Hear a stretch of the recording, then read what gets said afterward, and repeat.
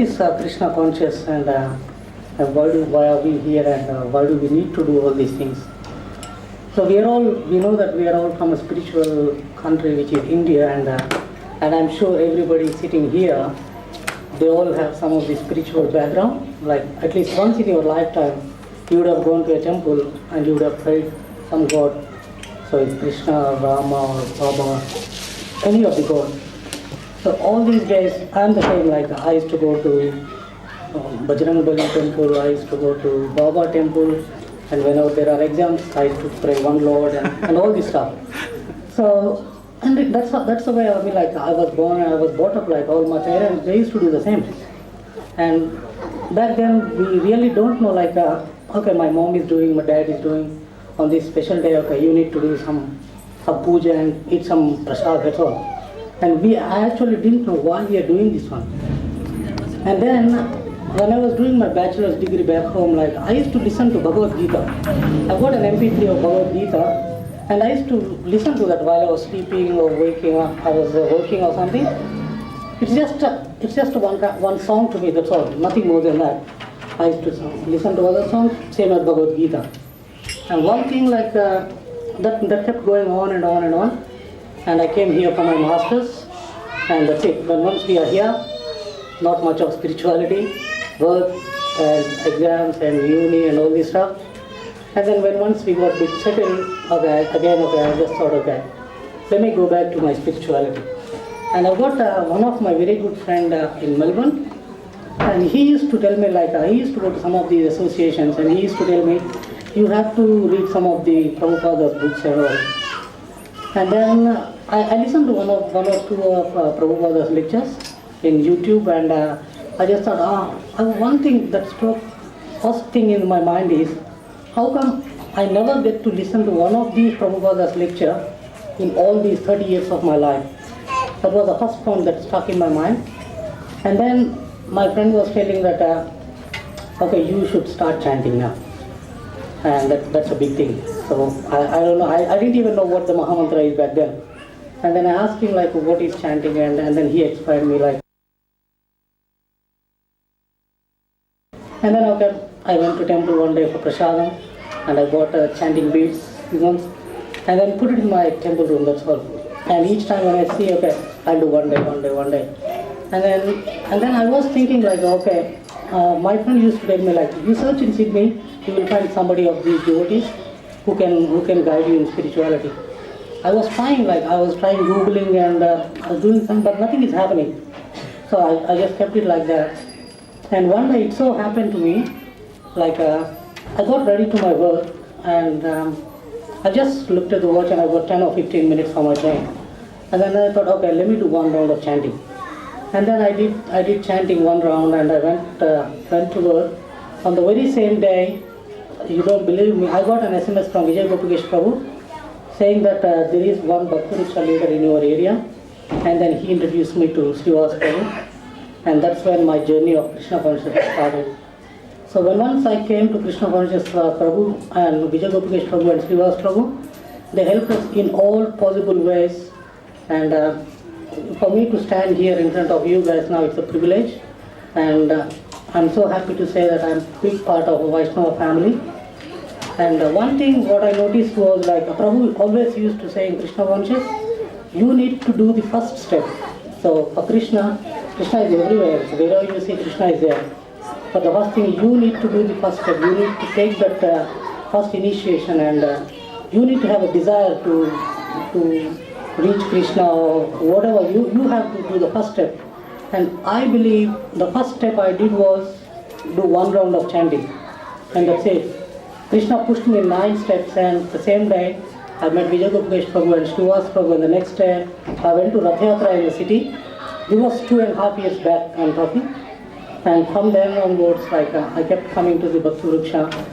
And when you come in here, all you see is that it's entirely different, like what we thought all these days, Bhagavad Gita, and what actually it is, it's totally different. Like each and every situation in Bhagavad Gita you can associate to your life, and that's what is real Gita means. Like try to follow it. Like we just read it, and what I humbly say is that everybody try to read books and then keep chanting, and wonders will happen in your life. Thank you, Lord. Thank you.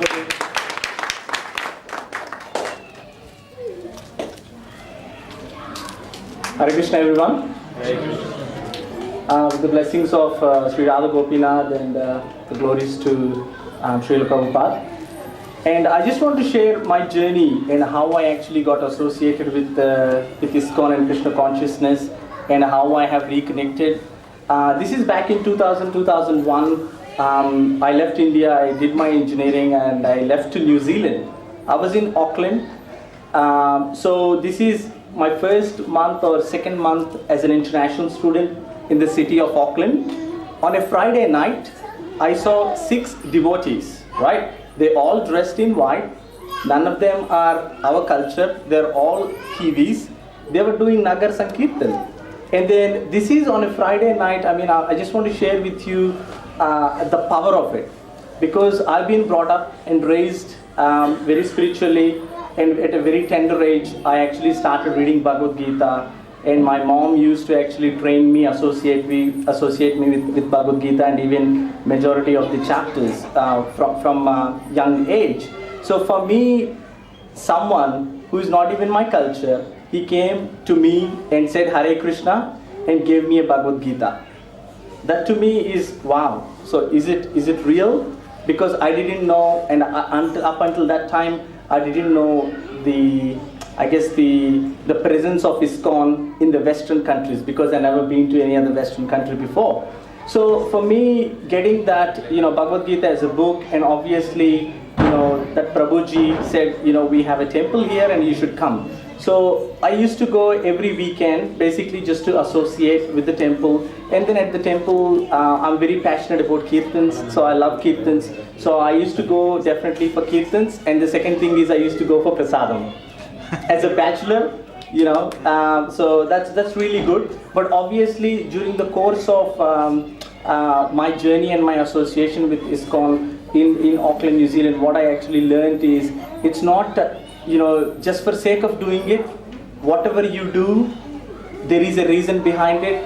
And I truly believe that through Krishna consciousness, the application of Vedas or Upanishads, or even meanings of shlokas, etc., has been clearly explained to me in a detailed way. And in Auckland, we don't have any associations like home associations like Bhakti Vriksha at the time.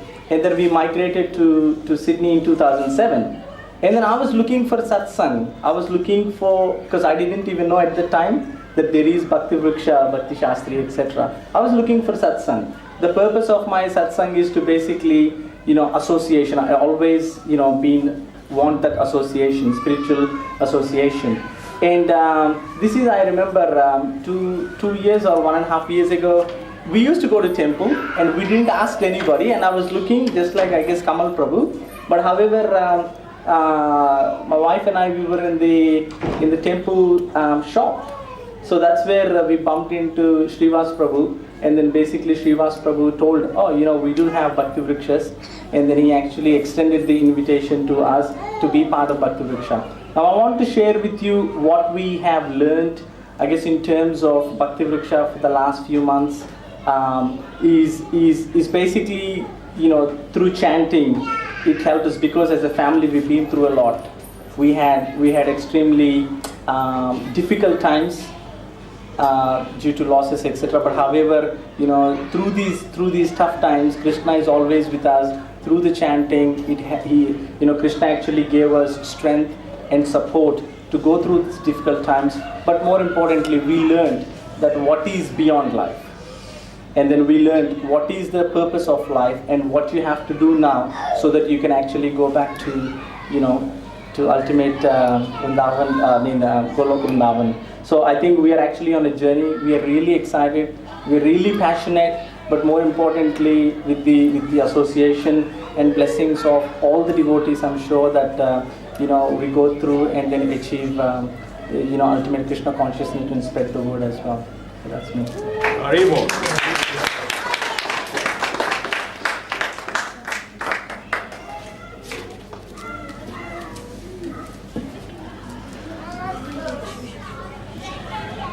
Hi Krishna Prabhuji, you want to take over with that?